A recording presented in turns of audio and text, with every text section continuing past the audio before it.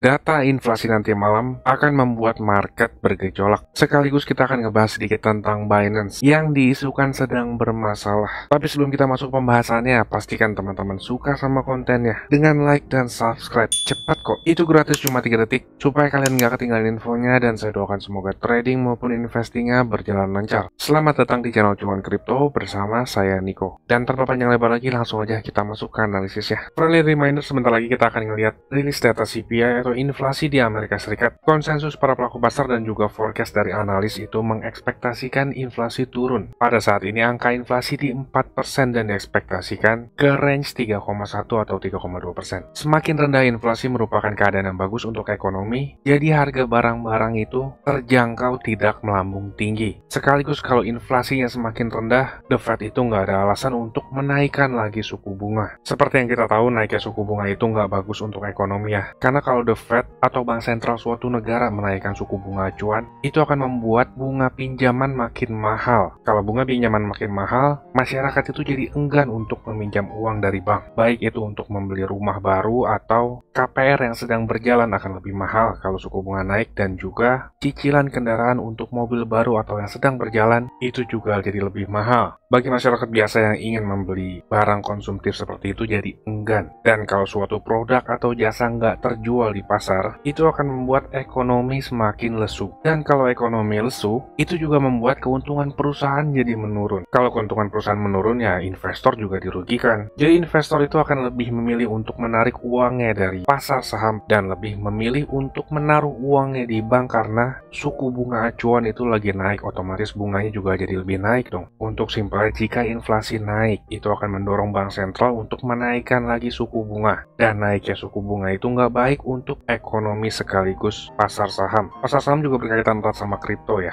Jika nanti malam rilis datanya mendekati angka konsensus maupun forecast di angka 3,1% atau bahkan turun di bawahnya, itu bisa membuat market euforia. Karena bisa menggiring opini masyarakat bahwa kemungkinan The Fed nggak akan naikin suku bunga itu akan lebih besar. Tapi jika angka inflasinya masih di atas ekspektasi para pelaku pasar ini, sentimen pasar itu netral menjorok ke bullish sedikit. Dan jika angka inflasi nanti malam di atas angka sebelumnya yaitu 4% atau bahkan lebih tinggi, itu merupakan hal yang bearish buat market. Jadi di bawah 3% itu merupakan hal yang sangat bullish, 3% sampai ke 3,5% itu merupakan hal yang netral menuju ke bullish, dan di atas 4% merupakan hal yang bearish buat market. Dan jika kita ngeliat dari data lain nih, ada lembaga yang menghitung angka inflasi di Amerika Serikat yang mengukur data inflasi menggunakan teknik terbaru yang diupdate berkala harian dan merespon dengan keadaan global market, yaitu Trueflation. Mereka itu mengukur lebih dari 10 juta data poin yang hasilnya inflasi Amerika Serikat itu seharusnya pada hari ini di angka 2,51%. Ini agak jauh berbeda dengan yang direportkan oleh pemerintah Amerika Serikat. Kalau memang ternyata inflasi di Amerika Serikat itu di bawah 3%, sebenarnya keadaan ekonomi ini udah hampir 100% recover, dan bisa dikatakan inflasi udah bisa diatasi karena target The Fed itu kan angka inflasi di 2% ya. Tapi masalahnya kan kita nggak punya datanya nih, nggak tahu pemerintah Amerika Serikat itu ngeluarin angka inflasi berapa. Karena yang pegang datanya kan mereka ya, dan mereka juga yang merilis ke publik. Publik itu nggak punya akses untuk tahu sebelum mereka rilis. Jadi angka yang dirilis mereka itu entah benar atau enggak, ya nggak ada yang tahu selain mereka sendiri kan. Rilis data inflasi nanti malam itu bisa mengubah sentimen pasar terhadap FOMC meeting di tanggal 26 Juli. Sentimen pasar pada saat ini itu cukup yakin hampir 100% ya, The Fed itu akan menaikkan suku bunga 0,25 basis point lagi. Padahal sebetulnya kalau angka inflasinya turun ke angka 3,1% aja sesuai yang market ekspektasikan, merupakan progres yang sangat bagus banget loh. Setidaknya The Fed itu bisa menahan untuk nggak naikin suku bunga lagi, karena kan kenaikan suku bunga itu efeknya lagging atau terlambat tuh. The Fed jadi bisa ngelihat progresnya karena mereka masih punya spare waktu 5 bulan dan ada 4 FOMC meeting sampai akhir tahun. Secara logika sih memang begitu ya. Tapi yang jadi masalahnya adalah Jerome Powell atau The Fed itu akan menaikkan suku bunga berdasarkan ekspektasi pasar. Bisa dibilang The Fed Fed itu akan melakukan sesuai yang market proyeksikan. Loh, kenapa gitu bang? Kok terbalik? Seharusnya kan The Fed itu merupakan lembaga atau pembuat kebijakan yang mengatur untuk menstabilkan ekonomi, yang nggak peduli keinginan market atau proyeksi market itu seperti apa. Tapi memang nyatanya seperti itu. Ini bukan berdasarkan kata saya, tapi kata Jerome Powell sendiri. Itu pernah disampaikan oleh private interviewnya Jerome Powell. Videonya nggak bisa saya share di sini karena saya berkali-kali coba, itu selalu di take down. Buat teman-teman yang mau lihat, ada di grup member Cuan Kripto ya. Ini video private unlisted. Saya lebih sering share hal-hal yang lebih private itu di grup member Cuan Kripto. Salah satunya interviewnya Jerome Powell ini. Ada di grup video member Cuan Kripto yang terakhir. Yang mau join grup nanti di akhir video jelaskan ya. Kita lanjut deh ke analisisnya. Untuk simpelnya, The Fed itu nggak pengen membuat market kaget. Jadi bisa dikatakan mereka itu akan mengikuti ekspektasi para pelaku pasarnya. Agak unik memang. Untuk lengkapnya ada di video grup member. Lanjut.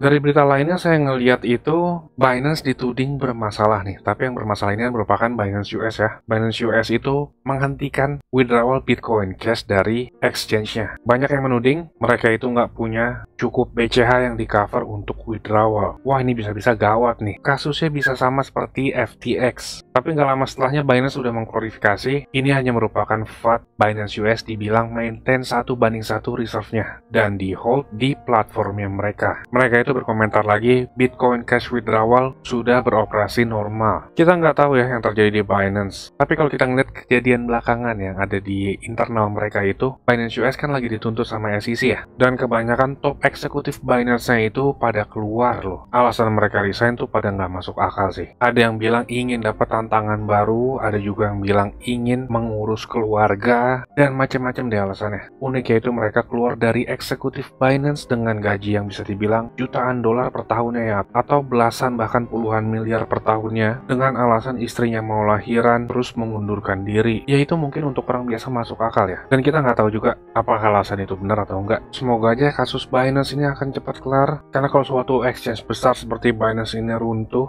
efeknya itu juga sangat negatif banget di kripto. Bisa-bisa orang itu udah nggak percaya lagi sama kripto. Jadi seperti itu untuk data di seputaran makroekonomi dan kriptonya. Sekarang kita masuk ke technical analysis. Tapi yang masih nonton sampai sini, tolong like dan subscribe-nya ya. Karena kalian nggak akan dapetin info dari sudut pandang berbeda yang nggak akan kalian temui di channel lain. Lanjut deh, sekarang kita ke technical analysis. Di technical analysis, Bitcoin ini masih berada di area resistance yang sangat tebal. Dari weekly time frame ini merupakan resistance yang sangat krusial. Di sini kita ngeliat ada pattern cup and handle. Jika breakout dari 31.000 itu bisa mengkonfirmasi akan ada pergerakan lanjutan untuk naik lebih tinggi lagi. Sayangnya di sini kita masih belum melihat adanya breakout, jadi jangan buru-buru menyimpulkan atau bahkan masuk market di area resistance sekarang karena nggak ideal. Jika kita turun ke daily time frame, Bitcoin ini kemarin kita ngebahas ada bull flag ya. Sempat terjadi breakdown, retest tapi nggak berhasil drop, malah dibawa naik lagi nih. Masuk ke pattern bull flag ya lagi. Kemarin saya juga ngejelasin tentang probability pattern bull flag ini. Nggak terlalu bagus memang performanya. Dan kalau Bitcoin kembali lagi seperti ini ya kita bisa simpulkan Bitcoin hanya terkonsolidasi antara 30.000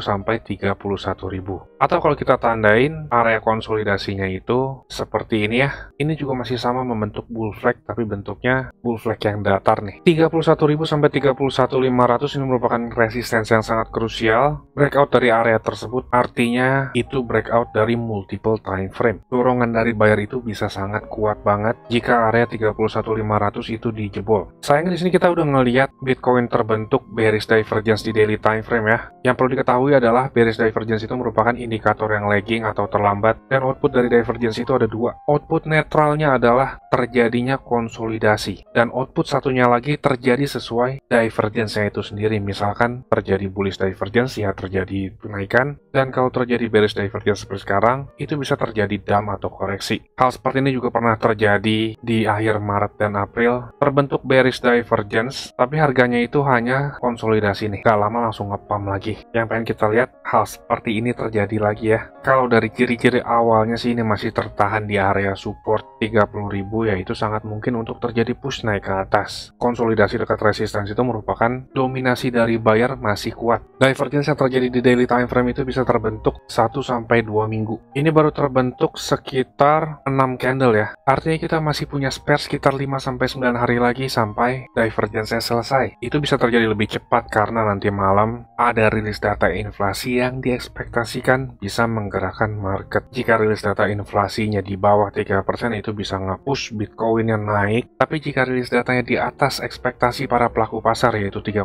dan 3,2% ya, mungkin kita akan dibawa sedikit netral dan sentimennya lebih ke bullish sedikit. Tapi kalau data inflasinya di atas 3,5% atau bahkan di atas 4%, itu bisa ngebuat market ngedump. Sentimen market akan seketika bearish. Kalau inflasinya masih tinggi, artinya The Fed itu kan masih punya ruang untuk menaikkan suku bunga lagi. Simpelnya begitu ya, teman-teman yang mau beli sekarang itu nggak ideal, karena sekarang itu merupakan area resistance. Resistance itu tempatnya orang ngejual, bukan beli barang. Sekalipun marketnya koreksi atau ngedump, kita ngelihat dari awal tahun itu gambaran besar market selalu naik nih. Jadi sekalipun nanti jika Bitcoinnya terkoreksi, itu merupakan kesempatan kita untuk masuk kembali di market. Itu baru ideal untuk masuk dengan posisi beli. Kalau untuk sekarang masih beresiko ya. Ketika market lagi uptrend, ya kita follow the trend, masuk market dengan posisi beli. Kalau marketnya lagi downtrend, kita juga follow the trend, masuk market dengan posisi short atau jual. Jangan sampai kebalik loh ya. Jadi di bull market sekarang itu setiap adanya koreksi merupakan kesempatan bagus untuk beli. Tapi ini bukan financial advice, semua itu kan tergantung keputusan masing-masing. Teman-teman juga harus punya analisis sendiri. Yang masih ada posisi di market, harap hati-hati, volatility nanti malam itu bisa merusak trading plan teman-teman. Ini memang ideal untuk masuk dengan posisi short. Tapi bahayanya stop loss teman-teman itu bisa ke-trigger karena kebiasaan volatility yang tinggi saat rilis data penting. Yang mau beli ya sekarang kurang ideal karena resistance itu tempatnya orang jualan. Ada baiknya kita minggir dulu ke samping ya, ngelihat sampai market benar-benar mencerna keadaan makroekonominya. Lebih baik kita ketinggalan masuk market daripada harus masuk market tapi entry-nya prematur. Ini bukan ranah perjudian ya. Ada baiknya jangan mengira-ngira pergerakan market berdasarkan rilis data nanti malam. Jadi sebelum masuk market ya teman-teman juga harus punya plan untuk strategi keluar market ya.